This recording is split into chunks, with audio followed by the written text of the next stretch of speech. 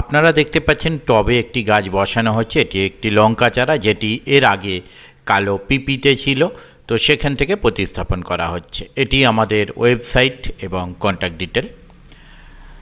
অনেকেই কমেন্ট করেছিলেন যে তারা টবে গাছ বসানোর পর টবে যে জলটা দেওয়া হয়, জল বেশি দেওয়া হয়ে গেলে গাছের গোড়ায় জল জমে গাছ ম্যাক্সিমাম ক্ষেত্রে মারা যাচ্ছে, জল ঠিকঠাক টব থেকে বেরোচ্ছে না।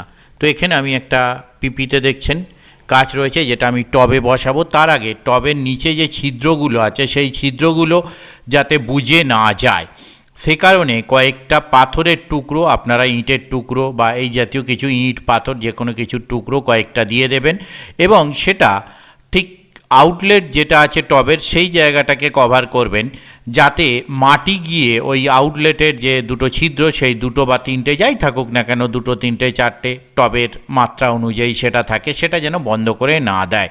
তার জন্য আপনি কয়েকটি পাথর বা ইঁট দিয়ে সেই জায়গাটাকে ব্লক করে তার ওপর আপনি ঝুড়ো মাটি দেবেন। দেখতে পাচ্ছেন আমি ঝুড়ো মাটি বেশ কিছুটা, এবং এর সঙ্গে সার মিশ্রণ অবশ্যই আছে। সার এবং যা যা দরকার সেগুলো মিশ্রণ করে আমার মাটি রেডি করা ছিল। সেই মাটিটা আমি টবের মধ্যে কিছুটা দিয়ে হালকা করে চেপে দিচ্ছি। খুব বেশি চাপবেন না, হালকা করে চাপবেন। চাপার পর এক্ষেত্রে আমি কিছুটা জল যদি মনে করি আগে দেব দিতে পারি, তা না হলে দেখতে পাচ্ছেন খুব সাবধানে আমি পিপি থেকে গাছটা বার করে নেব।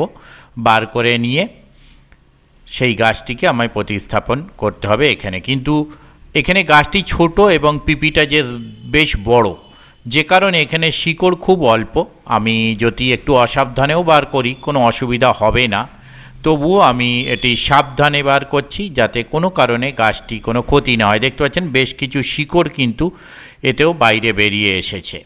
তো গাছটি আমি মধ্যবর্তী বরাবর যেমন উচিত সেইভাবে আমি বসিয়ে নিলাম। তো আপনাদের টবের সাইজ অনুযায়ী বড় টব হলে একটা গাছে আপনারা তিনটে চারটেও বসাতে পারেন, কোনো ব্যাপার নয়। আমি যেহেতু ছোট টব নিয়েছি, আমি 8 ইঞ্চি টব নিয়েছি, যেখানে একটা লঙ্কা গাছ, ছোট লঙ্কা গাছ বসানোর জন্য সাফিসিয়েন্ট। তো সেই জন্যে আমি একটাই গাছ এখানে বসেছি। লঙ্কা গাছ বলে না, আপনি যে কোনো গাছ যেগুলো ছোট ধরনের এই জাতীয় গাছ হয় সেগুলো আপনি এই টবে অনায়াসেই বসাতে পারেন। তো লঙ্কা গাছ ছাড়া যে কোনো গাছের বসানোর ক্ষেত্রে টব সেট করার জন্য রুলস কিন্তু একটাই, জলের আউটলেট যেন ঠিকঠাক হয়। সে কারণে টবের নিচের দিকে যে আউটলেটে ছিদ্রগুলো থাকে, সেই ছিদ্রগুলো আপনি যখন মাটি দেওয়ার পর জল দেবেন, সেই মাটি জলে ভিজে গিয়ে কাদাকারে যাতে জমে গিয়ে ছিদ্র বন্ধ না করে দেয়, তাই আপনি ইটের টুকরো বা পাথরের টুকরো অবশ্যই দিয়ে দেবেন। তাহলে জলের আউটলেটটা ঠিকঠাক হবে টব থেকে। তবে মাটিতে যতটুকু জল দরকার ততটুকু জলই থাকবে এবং গাছ তার প্রয়োজন মতো জল টেনে নেবে। আর যদি জল অতিরিক্ত জমে যায়, অবশ্যই গাছের শিকড় পচে গাছটি মারা যাবে। দেখুন আমি এখানে এবার গাছটি বসানো হয়ে গেছে। আমি এখানে জল বেশি করেই দিয়ে দিচ্ছি যাতে সম্পূর্ণ মাটিটা ভেজে, এবং মাটি ভেজার পর যেটুকু জল বেঁচে থাকবে সেই জলটা প্রপার আউটলেট দিয়ে বেরিয়ে যাবে। পরের ভিডিওয় আমি আরও অন্য কোনো তথ্য নিয়ে আপনাদের সঙ্গে হাজির হব, বিভিন্ন ফার্মিং রিলেটেড অবশ্যই তথ্য। আপনারা যারা ফার্মিং ভালোবাসেন তারা অবশ্যই চ্যানেলটি সাবস্ক্রাইব করে বেল আইকন প্রেস করে রাখুন, যাতে ভিডিও আপলোডের সঙ্গে সঙ্গে আপনারা নোটিফিকেশান পান এবং ভিডিওটি দেখতে পারেন।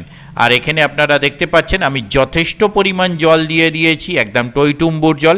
তাও কিন্তু জল টাইম মতো বেরিয়ে যাবে, যেটুকু দরকার সেইটুকু মাটি ভিজে বাকিটা জল বেরিয়ে যাবে। ধন্যবাদ।